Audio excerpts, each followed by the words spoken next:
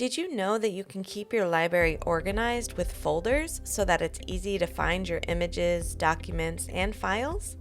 In this video tutorial, we'll show you how it's done.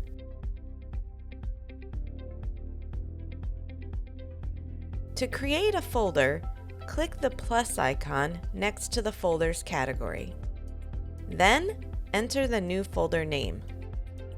With your folder created, you can now move images and documents into it or upload new files to it.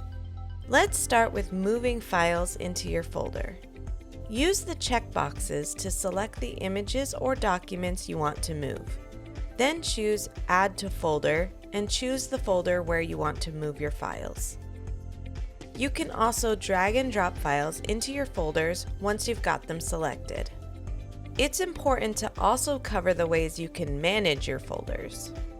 You can rename a folder, move it into another folder to create a subfolder, or delete it.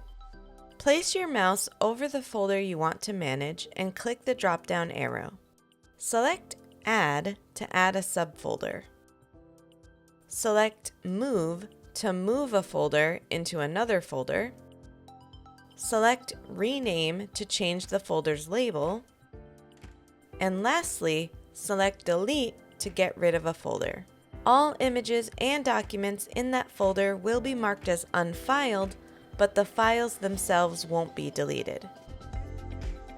And that's how you can create and manage your library folders with Constant Contact.